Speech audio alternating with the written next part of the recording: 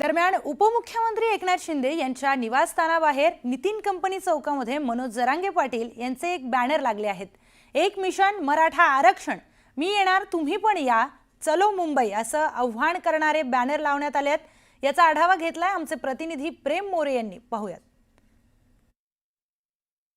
मराठा आरक्षणाच्या मुद्द्यावरून मनोज जरांगे पाटील हे उद्या मुंबईमध्ये धडकणार आहेत। त्याच पार्श्वभूमीवर ठाण्यात उपमुख्यमंत्री एकनाथ शिंदे यांच्या निवासस्थानापासून हाकेच्या अंतरावर असलेल्या नितीन सिग्नल चौक परिसरात लढाई आरपारची आता माघार नाही। 29 ऑगस्ट चलो मुंबई, एकच मिशन मराठा आरक्षण, मी येणार तुम्ही पण या, अशा आशयाचं बॅनर जे आहे ते लावण्यात आलेलं पाहायला मिळते। कुठेतरी ठाण्यातील संपूर्ण मराठा समाजाला एकत्र करण्याचं आव्हान या बॅनरच्या माध्यमातून होताना पाहायला मिळतं। आपण पाहिलं तर नितीन हा मुख्य असा परिसर पाहिला तो हाकेच्या अंतरावर उपमुख्यमंत्री एकनाथ शिंदे यांचं निवासस्थान आहे आणि त्या ठिकाणी हे बॅनर लावलेला आहे। शहरातील विविध चौकांमध्ये आता बॅनर लागण्यास सुरुवात झालेली पाहायला मिळते। कुठेतरी येणाऱ्या जाणाऱ्या प्रत्येक नागरिकाचं लक्ष या बॅनरने आता वेधलेलं पाहायला मिळते। कुठेतरी याआधी सुद्धा मनोज जरांगे पाटील हे मुंबईमध्ये येण्यासाठी निघाले होते, परंतु त्यांना आव्हान केल्यानंतर त्यांनी माघार जी आहे ती स्वीकारली होती। त्यानंतर आता पुन्हा उद्या 29 ऑगस्ट रोजी मनोज जरांगे पाटील जे आहेत ते मुंबईच्या दिशेने आलेले पाहायला मिळतात। मराठा क्रांती मोर्चा सकल मराठा समाज ठाणेच्या वतीने एक बॅनर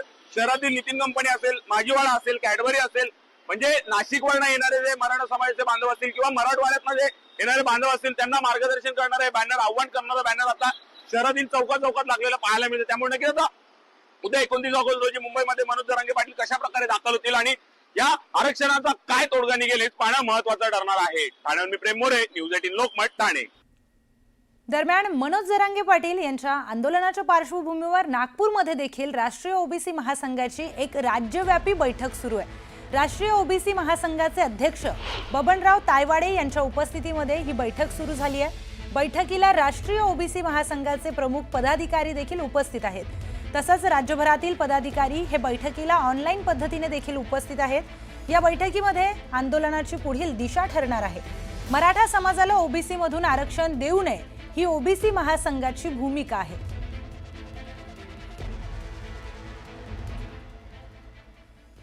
पुढची बातमी आहे कुंभमेळ्या संदर्भातली। साधू महंतांच्या कुंभमेळ्याच्या प्राधिकरणावर आक्षेप आहे।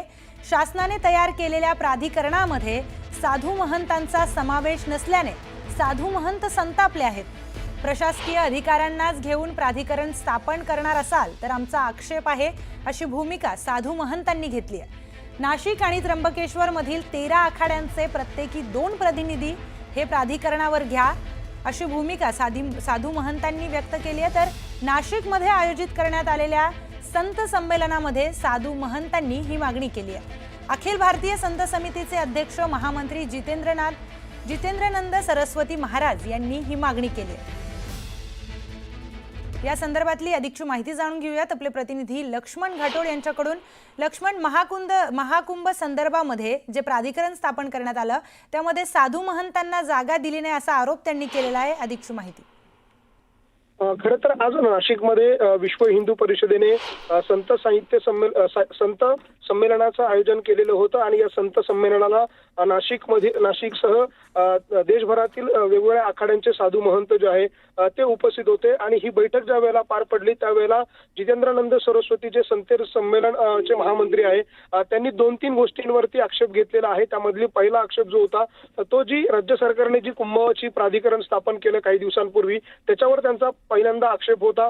या प्राधिकरणामध्ये साधू महंतांचा सहभाग असावा अशा प्रकारची मागणी करूनही साधू महंतांचा सहभाग जो आहे तो या प्राधिकरणामध्ये करून घेतला नाही। त्यामुळे हा आक्षेप जो आहे तो त्यांनी या संमेलनामध्ये नोंदवलेला आहे आणि सरकारकडे त्या स्वरूपाची मागणी देखील केलेली आहे की नाशिक आणि त्र्यंबकेश्वर मध्ये जे प्रमुख 13 आखाडे आहे त्या प्रमुख 13 आखाड्यांचे प्रत्येकी एका आखाड्याचा 2 असे सदस्य जे आहे ते प्राधिकरणावर घ्यावे अशा स्वरूपाची मागणी त्यांनी केलेली आहे।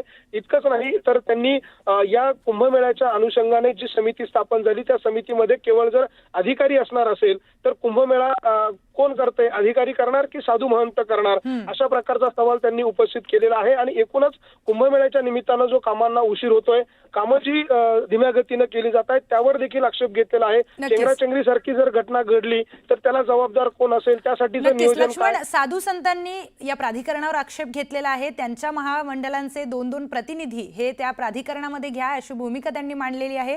लक्ष्मण, धन्यवाद आपण दिलेल्या माहितीसाठी।